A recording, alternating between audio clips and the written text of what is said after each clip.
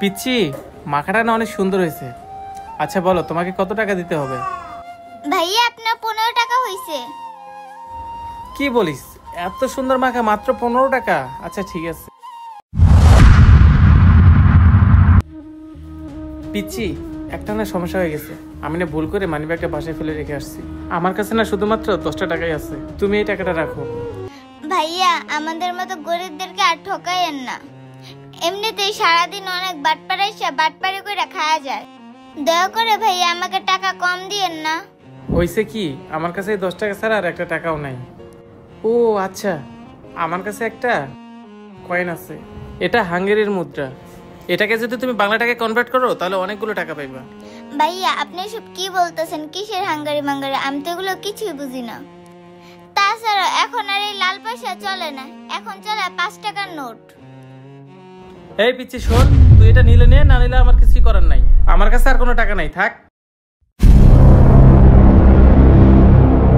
কি সব যুগ জামানা এলো, বাটপার মাটপার দিয়ে এলাকাটাই ভরে গেছে। এই পিচ্ছি, আমাদেরকে দুটো মাখা দে তো। আচ্ছা ভাই, দিতেছি। ভাইয়া দুজনকে জাম্বুরা গুলো শুকনা মরিচ আর কাসুন্দি দিয়ে ভালো করে মাখা করে দিই, যাতে মজা করে খাইতে পারে। মাখাগুলো দুজনকে সমান করে ভাগ করে দিই। ভাইয়া এই নেন।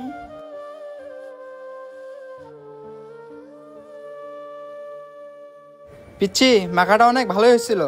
আচ্ছা বল, তোর মাখার দাম কত হয়েছে? ভাইয়া আপনাদের 45 টাকা হয়েছে। ও আচ্ছা, 45 টাকা? এখানে 50 টাকা আছে। ভাইয়া 50 টাকার নোট, আপনাদের কাছে খুচরা নাই? না রে পিচ্ছি, আমাদের কাছেও কোনো খুচরা নেই।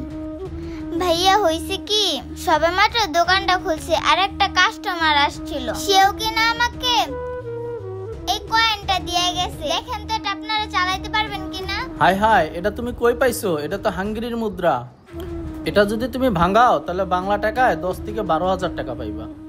কি বলতেছেন ভাইয়া? এই একটা লাল পয়সার দাম এত টাকা? কিন্তু ভাইয়া এই পয়সাটা কোথায় নিয়ে গেলে আমি 10 থেকে 12,000 টাকা পাবো? শোনো, তুমি তো এত কিছু চিনবা না আর বুঝবা না কোথায় গিয়ে ভাঙাতে হবে। তার চেয়ে ভালো তুমি এই টাকাটা আমাদের কাছে দিয়ে দাও। আমরা তোমাকে 5,000 টাকা দিয়ে দেই, এর বেশি দিতে পারবো না, কারণ আমাদেরকে অনেক পরিশ্রম করতে হবে, অনেক জায়গায় যাইতে হবে। তুমি কি এখন দিবা? আচ্ছা ঠিক আছে ভাইয়া, আপনারা আমাকে 5,000 টাকাই দেন। আচ্ছা ঠিক আছে, এই যে নাও, এখানে 5,000 টাকা আছে।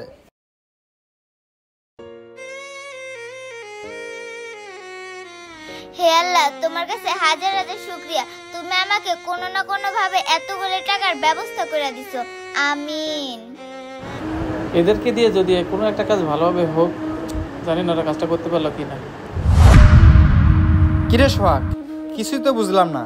তোর আমরা বন্ধু লাগি, তোকে বললাম একটা টিপ দে, তুই টিপ দিলি না, বললি টাকা সেভিংস করবি, সেটা ভালো কথা। তুই কিনা একটা চকলেট ওই পিচ্চি মেয়েটাকে দিয়ে এসে আবার আমাদেরকে পাঠায় দিয়ে 5,000 টাকা দিয়ে নিয়ে আসালি, এটা কেমন কাজ? জীবন তো ঠিকই বলছে। ওই মেয়েটা কি তোর আত্মীয় স্বজন লাগে? মেয়েটাকে এমনি এমনি তুই 5,000 টাকা দিয়ে আসলি, আর আমরা চাইলে মুখের উপর না করে দিস।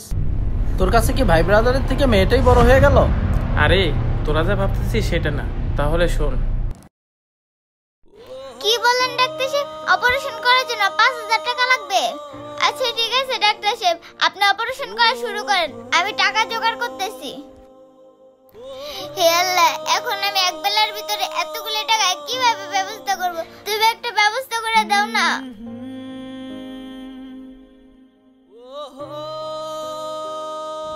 এইবার বুঝতে পারছিস? হ্যাঁ রে দোষ, বুঝতে পারছি। আজকে তোর জন্য আমাদের চোখের ভুলের পর্দাটা সরে গেল। তবে দোষ, আজকে আমরা তোকে কথা দিলাম, আজকের পর থেকে আমরাও আজে বাজে জায়গায় টাকা না নষ্ট করে গরিব অসহায়দের পাশে দাঁড়াবো, তাদেরকেও সহযোগিতা করব। সত্যি বলতেছিস? তোরা গরিব অসহায়ের পাশে দাঁড়াবি? তোরা যদি গরিব অসহায়ের পাশে দাঁড়াস তাহলে সব থেকে বেশি খুশি হবে তোদের এই বন্ধু। ও আরেকটা কথা, তোরা তো আমাকে পার্টি দিতে বলছিলি, চল আমরা বড় পার্টি না দিয়ে ছোট মোটো একটা পার্টি দিই, 3 জন মিলে চা খাইতে পারি। কি বলিস তোরা? হ্যাঁ বন্ধু, তুই ঠিকই বলছস, চল আমরা গিয়ে চা খাই। চা খাওয়ানোর পরে যে টাকাটা বাঁচবে সেই টাকা দিয়ে ওই পিচ্চির মতো আরেকজনকে সাহায্য করব। চল তাহলে। আমাদের সমাজে অনেক লোকই আছে যারা আজে বাজে জায়গায় অনেক টাকাই উড়ায়। একবার খোঁজ নিয়ে দেখুন, আপনার ঘরের পাশে অনেক গরিব আছে যারা দুবেলার দুমুঠো ভালো মন্দ খেতে পারে না। আসুন আমরা আজে বাজে জায়গায় টাকা না উড়িয়ে তাদেরকে নিয়ে একবেলা ভালো মন্দ খাই। আমাদের ভিডিওটি ভালো লাগলে বেশি বেশি করে শেয়ার করে দেবেন। ধন্যবাদ।